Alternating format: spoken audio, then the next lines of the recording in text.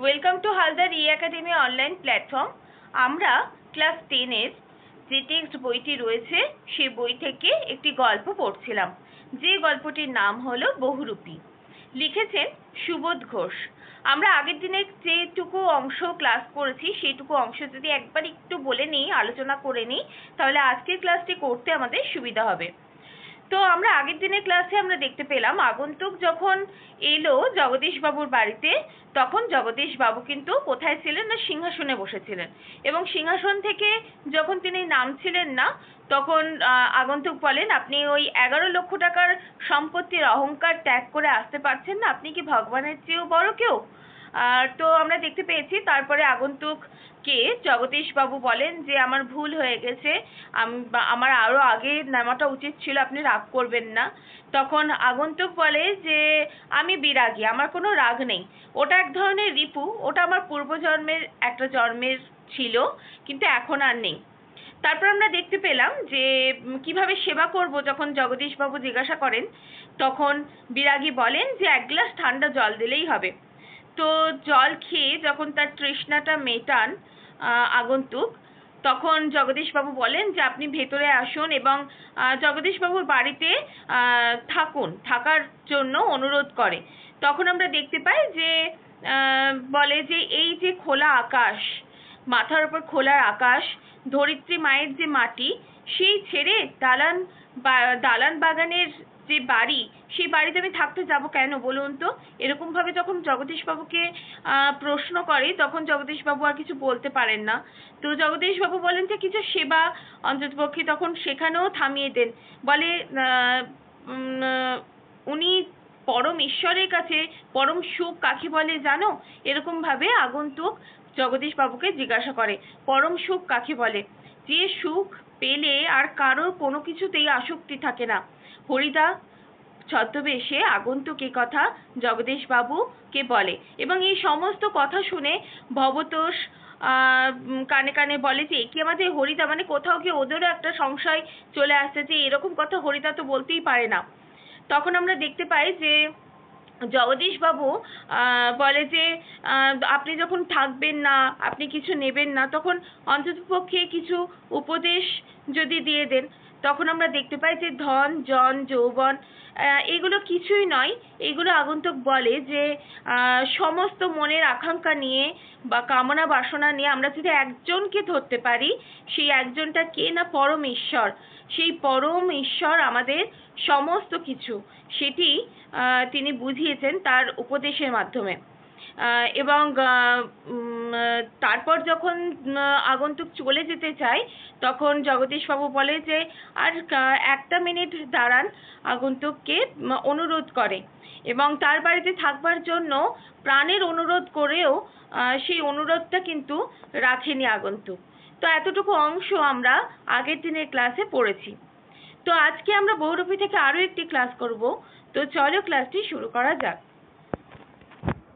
দেখো, এই যে বিরাগী বলে যে পরমাত্মা আপনার কল্যাণ করুন, জগদীশ বাবুকে এই কথা বলেন, কারণ তিনি তার তৃষ্ণা মিটিয়েছিলেন এবং তিনি একটা জিনিসই চেয়েছিলেন, যে তাকে ঠান্ডা জল যাতে দেওয়া হয়, তো সেটাই জগদীশ বাবু দিয়েছিলেন। তো আমরা দেখতে পেলাম যে এই সবের মধ্যে যাদের খুবই মনে সংশয় জেগেছে সেইটি হলো ভবতোষ, আরেকটা হচ্ছে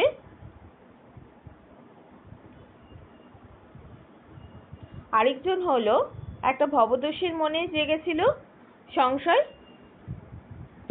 আরেকজন হলো অনাদি। এই দুজনের মনে, এই দুইজন কে ছিল? গল্পকথকের 2 বন্ধু ছিল। তো এদের সংশয় নিয়ে এরা যখন ফিরে আসে, জগদীশ বাবুর কাছ থেকে যখন ফিরে আসেন, তখন দেখো কি হয়। দেখো, আজকের ক্লাসটি আমাদের এখান থেকেই শুরু হচ্ছে। জগদীশ বাবু যখন বলে বিরাগীকে আর 1 মিনিট থামুন, তখন দেখো কি হচ্ছে। সিঁড়ির ওপরে অচঞ্চল হয়ে 1 মিনিট দাঁড়িয়ে রইলেন বিরাগী। সিঁড়ির ওপরে, মানে যেখানে তিনি দাঁড়িয়েছিলেন সেখানে অচঞ্চল হয়ে, মানে কোনো চঞ্চলতা যার মধ্যে নেই, সেরকম হয়ে 1 মিনিট দাঁড়িয়ে রইলেন বিরাগী। আজকে চাঁদের আলোর চেয়েও স্নিগ্ধ হয়ে এক জ্যোৎস্না যেন বিরাগীর চোখ থেকে ঝরে পড়ছে। মানে আগন্তুকের ছদ্মবেশে হরিদা যেমন ছদ্মবেশটা ধারণ করেছে বা বহুরূপী সাজটা সজ্জিত হয়েছে নিজেকে, সেটা চাঁদের যে স্নিগ্ধতা তাকেও যেন হার মানিয়ে দিয়েছে। তাই বলছে চাঁদের আলোর চেয়েও স্নিগ্ধ হয়ে এক জ্যোৎস্না যেন বিরাগীর চোখ থেকে ঝরে পড়ছে। ভবতোষ ফিসফিস করে, না না, ওই চোখ কি হরিদার হতে পারে? অসম্ভব। বলছে যার চোখে, বিরাগীর চোখে এত স্নিগ্ধতা, যেটা চাঁদের স্নিগ্ধতাকেও হার মানিয়ে দিচ্ছে, সেই স্নিগ্ধতা হরিদার চোখে হতে পারে? মানে ওদের মনে কিন্তু প্রশ্নটা এখনো অবধি, সংশয়টা কিন্তু দানা পেতেই আছে। ওরা কিন্তু বুঝতে পারছে না যে এটা হরিদা নাকি হরিদা না, নাকি অন্য কেউ। তো বলছে না না, ওই চোখ কি করে হরিদার হয়? ওই চোখ কখনোই হরিদার হতে পারেই না, অসম্ভব। মানে একেবারেই ওনারা হচ্ছে একেবারেই কনফিডেন্স যে অনাদিও কনফিডেন্স এবং ভবতোষ যে এটা আর যেই হোক হরিদা নয়। তারপরে দেখো কি বলছে, জগদীশবাবুর হাতে একটি থলি, থলির ভেতরে নোটের তারা।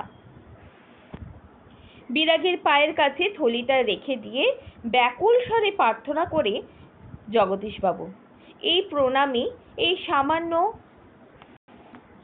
101 টাকা গ্রহণ করে আমাকে শান্তি দান করুন বিরাগী। এবার দেখো জগদীশবাবু প্রণামী দিচ্ছেন বিরাগীকে, যেহেতু তিনি সন্ন্যাসী।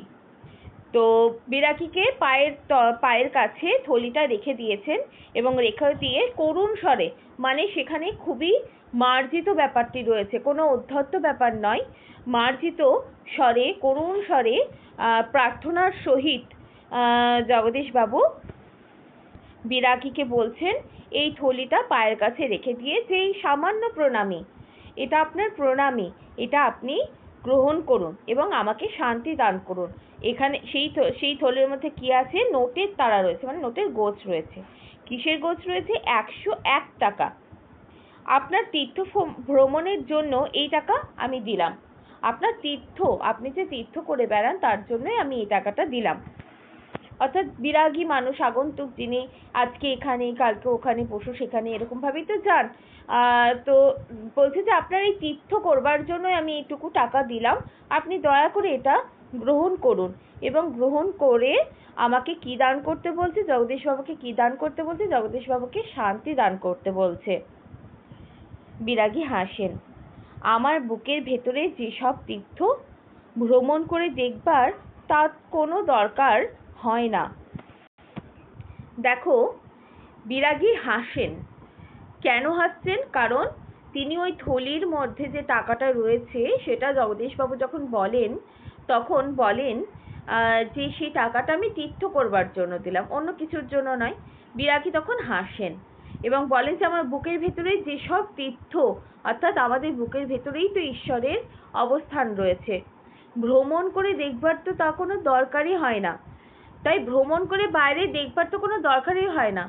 এইখান থেকে আমাদের একটা লাইন খুবই মনে পড়ছে, সেটা হচ্ছে ঈশ্বর কবিতায়, কাজী নজরুল ইসলামের লেখা। ওইখানে বলছে যে আমি যাকে খুঁজছি দেশ দেশ, সে তো আমার অন্তরেই রয়েছে, কিন্তু আমরা তাকে দেখছি না। আমরা দেশে দেশে আমরা তাকে খুঁজে বেড়াচ্ছি। সেই পরম ঈশ্বর আমাদের হৃদয়ে সবসময়, হৃদয় আসনেই সবসময় কি করছে না? বসবাস করছে। কিন্তু আমরা তো ইচ্ছা অন্ধ, আমরা চোখটা কি করে রেখেছি? আমরা বন্ধ করে রেখেছি। কিন্তু আমরা সেই ঈশ্বরকে খুঁজে বেড়াচ্ছি কোথায় কোথায়? দেশে বিদেশে। তো এখানেও সুবোধ ঘোষ হরিদা বিরাগীর ছদ্মবেশে বলছে যে আমার বুকের ভেতরে যেসব তীর্থ রয়েছে, আমার বুকের ভেতরে তো সব ঈশ্বরের অবস্থান, সব ঈশ্বর আমার বুকের ভেতরেই রয়েছে। তো সেই বুকের ভেতরে যেসব তীর্থ আমি করি তা দেখবার জন্য এরকম টাকা পয়সা আমার দরকার নেই। ভ্রমণ করে দেখবার জন্য কোনো দরকারই হয় না সেই সমস্ত অর্থের। জগদীশবাবু এবার বলে আমার অনুরোধ বিরাগীজি। এবার জগদীশবাবু কি করছেন না? অনুরোধ করছেন। কাকে অনুরোধ করছেন? বিরাগীকে অনুরোধ করছেন। কেন? ওই থলির যে 101 টাকা রয়েছে সেটা গ্রহণ করবার জন্য। তারপর দেখো, বিরাগী বলেন, আমি যেমন অনায়াসে ধুলো মারিয়ে চলে যেতে পারি, তেমনই অনায়াসে সোনাও মারিয়ে চলে যেতে পারি। বলছে, বিরাগী বলছে, আমি অনায়াসে ধুলোকে মারিয়ে দিয়ে আমি চলে যেতে পারি। আমার কাছে ধুলোটাও খুবই তুচ্ছ ব্যাপার, সেটা গায়ে লাগলেও আমার কাছে কিচ্ছু না। তেমনই সোনাটাও আমার কাছে কিচ্ছু না। সোনাটাও আমি মারিয়ে দিয়ে, অর্থাৎ ফেলে দিয়ে, সোনার প্রতি আমার কোনো আসক্তি, আকাঙ্ক্ষা, মোহ কোনোটাই নেই, লোভ কোনোটাই নেই। বলতে বলতে সিঁড়ি থেকে নেমে গেলেন বিরাগী। 101 টাকার থলিটা সিঁড়ির ওপরেই পড়ে রইল। তাহলে বিরাগী কিন্তু সেই টাকার থলেটা কিন্তু নিলেন না। সেই দিকে ভুলেও একবার তাকালেন না বিরাগী। অর্থাৎ জগদীশবাবুকে তিনি এটাই বোঝাতে এসেছিলেন যে একজন প্রকৃত সন্ন্যাসী তার কি হওয়া উচিত। তার কোনো কিছুতেই লালসা, আকাঙ্ক্ষা, মোহ, লোভ কোনো কিছুই থাকার কিন্তু কথা নয়। কিন্তু যিনি সেই হিমালয় থেকে এসেছেন তিনি কিন্তু প্রকৃত সন্ন্যাসী নয়। তাহলে তিনি ওই সোনার বেল্ট বাঁধানো পাদুকা পেয়ে খুশিও হতেন না, আবার 1 টাকার নোট পেয়েও খুশি হতেন না, হাসতেন না। সেটাই মূলত প্রকৃতভাবে বোঝানোর জন্যই বিরাগীর ছদ্মবেশ ধারণ করে হরিদা জগদীশবাবুর কাছে আসেন এবং তাকে বলেন যে একজন সন্ন্যাসী সে কিন্তু সমস্ত লোভ, মায়া, মোহ, সমস্ত কিছু, আকাঙ্ক্ষা, আসক্তি সমস্ত কিছু ত্যাগ করে তবেই এই বৈরাগ্যের যে পথে পা বাড়ায়। তো তাই বলছে, বিরাগী বলছে যে আমার ধুলোটাও যেমন মারিয়ে চলে যেতে পারি, তেমন সোনাও আমি মারিয়ে দিয়ে চলে যেতে পারি। কোনো কিছুতেই আমার আসক্তি, আকাঙ্ক্ষা, লোভ, মোহ কোনো কিছুই নেই। কিন্তু আমরা দেখতে পেলাম যে সন্ন্যাসী হবে, প্রকৃত সন্ন্যাসী হবে, তার তো লোভ, মায়া, মমতা, লোভ, মায়া, আসক্তি, এগুলো লালসা কোনো কিছুই থাকবে না। সেরকমই বিরাগীরও কিন্তু সেই আকাঙ্ক্ষা নেই। তাই জগদীশবাবুর অনুরোধ রাখবার জন্যও কিন্তু তিনি ওই থলেটা কিন্তু হাতে তুলে নেননি। তিনি কিন্তু ওই থলেটা ফেলে দিয়েই চলে এসেছেন এবং সেদিকে একবার ভুলেও কিন্তু তাকাননি। তাহলে প্রকৃত সন্ন্যাসী এরকমই হওয়া উচিত। এরপর দেখো, গল্পের একেবারেই শেষ পরিচ্ছেদে আমরা চলে এসেছি। দেখো কি বলছে, কি করছেন হরিদা, কি হলো? কই, আজ যে বলেছিলেন জব্বর খেলা দেখাবেন, সে কথা কি ভুলেই গেলেন? কে বলছে না, গল্পকথক আর তার দুই বন্ধুর নাম আমরা পেয়েছি, ভবতোষ আর একটা অনাদি। তো বলছে তারা হরিদার যেহেতু ঘরে সকাল আর সন্ধ্যের সময় চায়ের আড্ডা দেন, তাই বলছে সেই আড্ডা দিতে এসেই হরিদাকে বলছে, কি করছেন হরিদা, কি হলো? কই, আপনি কোথায়? আজ যে বলেছিলেন জব্বর খেলা দেখাবেন, সে কথা কি ভুলেই গেলেন? মানে হরিদাকে বলছে যে আপনি তো যাবেন বলেছিলেন হরিদা জগদীশবাবুর বাড়িতে এবং জব্বর খেলা দেখাবেন নাকি, তো কই আপনার সেই খেলাই বা কোথায়, আর আপনিই বা কোথায়? আজকে সন্ধ্যাটা ঘরে বসে কাটিয়ে দিলেন কেন? তো প্রশ্ন করছে যে আপনি ঘরে বসে কাটিয়ে দিলেন কেন? তো যখন এই প্রশ্নটা করে তখন গল্পকথক আর তার দুই বন্ধু কিন্তু ঘরের ভেতরে কিন্তু আসেননি। এরপর দেখো কি বলছে, বলতে বলতে আমরা সবাই হরিদার ঘরের ভেতরে ঢুকলাম। অর্থাৎ এতক্ষণ তারা কিন্তু বাইরেই ছিল। হরিদার উনুনে আগুন তখন বেশ গনগনে হয়ে জ্বলছে। উনানের ওপর হাঁড়িতে চাল ফুটছে। অর্থাৎ যে উনুনটা হরিদা জ্বালিয়েছে সেটার আঁচটা এতটাই গনগনে আগুন হয়ে উঠেছে যে তার উপর একটা হাঁড়ি চাপানো আছে এবং হাঁড়িতে চাল ফুটছে। অর্থাৎ তখনও কিন্তু ভাত হয়নি। আর একটা বিড়ি ধরিয়ে নিয়ে হরিদা চুপ করে বসে আছে। আমরা দেখতে পেয়েই লজ্জিতভাবে হাসলেন, যেহেতু বিড়ি খাচ্ছিলেন। আর তার যে কি বলবো, তার যে দারিদ্রতা সেটা তো গল্পকথক এবং গল্পকথকের দুই বন্ধু তারা জানেন। তো যখন তারা দেখতে পেলেন, আমাদেরকে দেখতে পেলেন, তখনই লজ্জিতভাবে হাসলেন। কি আশ্চর্য! চমকে ওঠে ভবতোষ। কেন চমকে ওঠে দেখো, কি আশ্চর্য! এবার তারা কিন্তু অবাক হয়েছে। চমকে ওঠে ভবতোষ মানে গল্পকথকের একজন বন্ধু। হরিদা, আপনি তাহলে সত্যি বের হয়েছিলেন? আপনি বিরাগী? মানে এবার প্রশ্নগুলো, যতগুলো সংশয় ছিল তাদের মনে, সেই সংশয় এবার কাটানোর পালা এসেছে। তাই বলছে, আপনি সত্যি বের হয়েছিলেন? আপনি তাহলে বিরাগী? হরিদা হাসেন, বলেন, হ্যাঁ রে ভাই।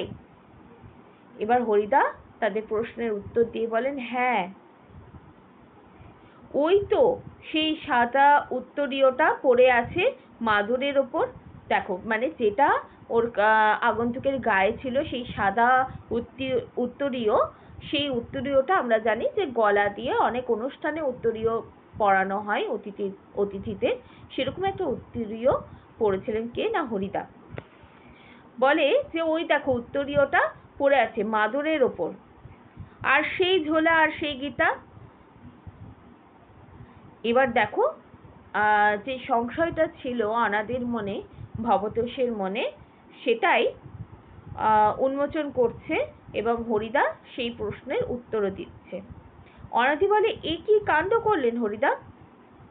মানে ওরা তো চিনতেও পারেনি, এমন কাণ্ড করেছে। হরিদা কে বলছে, এ কি কাণ্ড করলেন?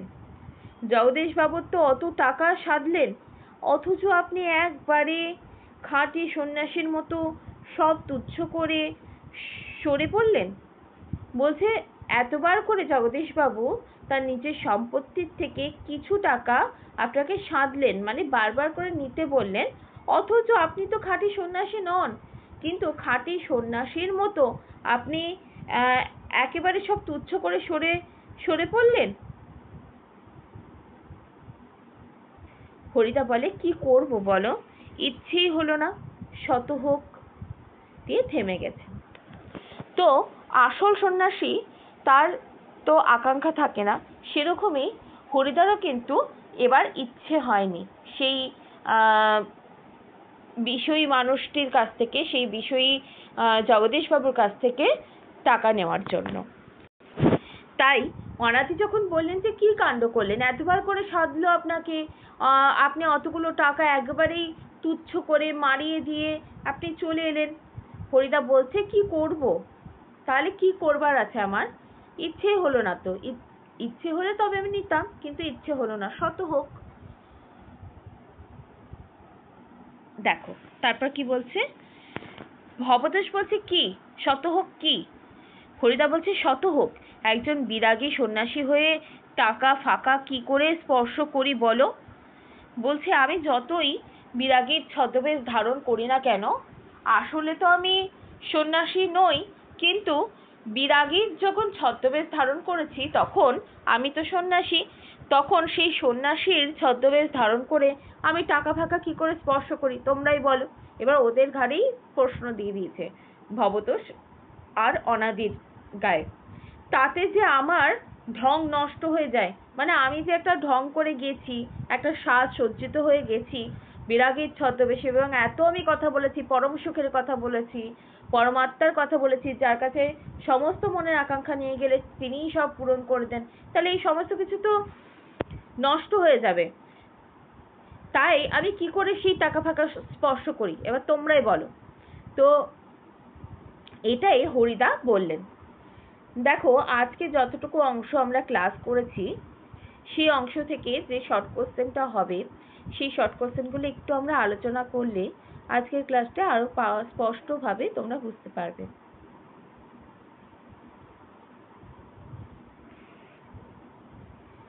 জগদীশবাবু বিরাগীকে শেষ যে অনুরোধটি করেছিল সেটি কি? তাহলে বলতে হবে যে আপনি 1 মিনিট থামুন, বা কোশ্চেনটা এরকম ভাবে আসতে পারে, শেষ অনুরোধ বলাটা ভুল, কারণ শেষে আরো অনুরোধ ছিল। প্রশ্নটা এরকম ভাবে আসতে পারে যে 1টা মিনিট থামুন বিরাগী, উক্তিটি কার? তাহলে বলতে হবে উক্তিটি জগদীশ বাবুর। তারপরে, সিঁড়ির ওপরে অচঞ্চল হয়ে কতক্ষণ দাঁড়িয়ে রইলেন বিরাগী? অ্যান্সার হবে 1 মিনিট দাঁড়িয়ে রইলেন। প্রশ্নটা এরকমভাবেও হতে পারে যে অচঞ্চল হয়ে 1 মিনিট দাঁড়িয়ে রইলেন বিরাগী কোথায়? তাহলে বলতে হবে সিঁড়ির ওপরে। তারপরে বিরাগীর চোখের সঙ্গে কার তুলনা করা হয়েছে?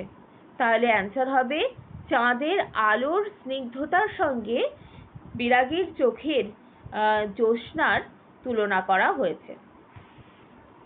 চাঁদের আলোটি কিরকম ছিল? তাহলে বলতে হবে স্নিগ্ধ ছিল। বিরাগীর চোখ দিয়ে কি ঝরে পড়ছিল? তারপরে কোশ্চেন, তাহলে বলতে হবে এক জ্যোৎস্না ঝরে পড়ছিল। না না, ওই চোখ কি হরিদার হতে পারে? অসম্ভব। এই উক্তিটি কার? তাহলে বলতে হবে এই উক্তিটি ভবতোষের। তারপরে দেখো, কার হাতে একটি থলি নিয়ে এসে বিরাগীর সামনে দাঁড়ালেন? কে?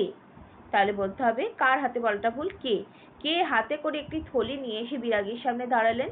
তাহলে বলতে হবে জগদীশ বাবু। তারপরে কোশ্চেন, থলির ভেতরে কি ছিল?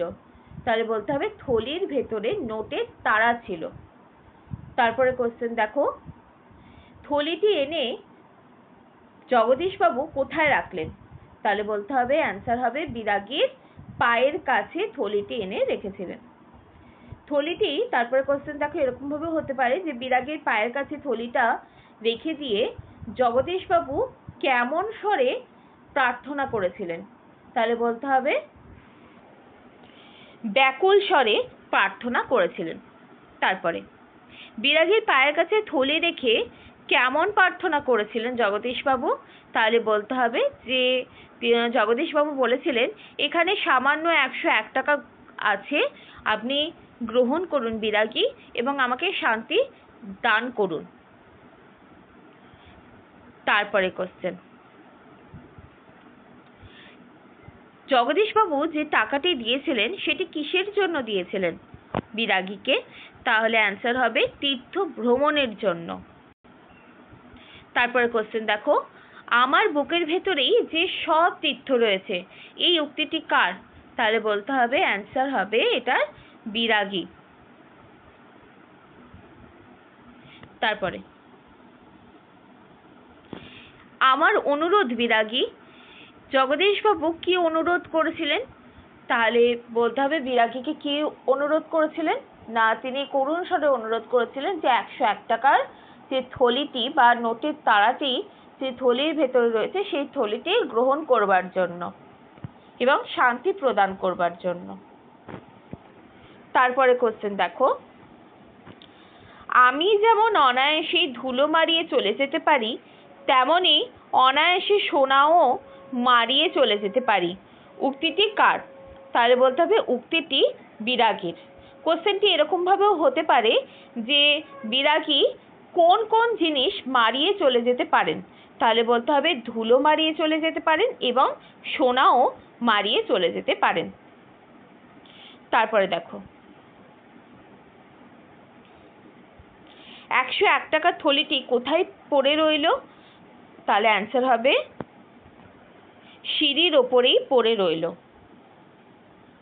সেই দিকে ভুলেও একবার তাকালেন না বিরাগী। কোন দিকে তাকানোর কথা এখানে বলা হয়েছে? তাহলে বলতে হবে সেই 101 টাকার নোটের যে থলিটি রয়েছে সেই থলিটির দিকে একবারেও তাকালেন না বিরাগী। তারপরে কোশ্চেন দেখো, কি করছেন হরিদা? কি হলো, কই? আপনি যে বললেন জব্বর খেলা দেখাবেন, সে কথা ভুলেই গেলেন? আজকে সন্ধ্যাটা ঘরে বসেই কাটিয়ে দিলেন কেন? এই যে উক্তিটি বা এই প্রশ্নগুলি কাদের? তাহলে বলতে হবে গল্প কথক এবং তার দুই বন্ধু ভবতোষ আর অনাদির। তারপরে প্রশ্ন করতে করতে গল্পকথক এবং তার দুই বন্ধু কোথায় ঢুকলেন? তাহলে বলতে হবে হরিদার ঘরের ভেতর ঢুকলেন। তারপরে কোশ্চেন, হরিদার উনানের আগুন তখন কেমন করে জ্বলছিল? তাহলে অ্যান্সার হবে গনগনে হয়ে জ্বলছিল। উনুনের ওপর হাঁড়িতে কি ফুটছে? পরে কোশ্চেন, তাহলে অ্যান্সার হবে চাল ফুটছে। হরিদা কি ধরিয়ে নিয়ে চুপ করে বসে আছেন? তাহলে বলতে হবে একটা বিড়ি ধরিয়ে নিয়ে হরিদা চুপ করে বসে আছেন।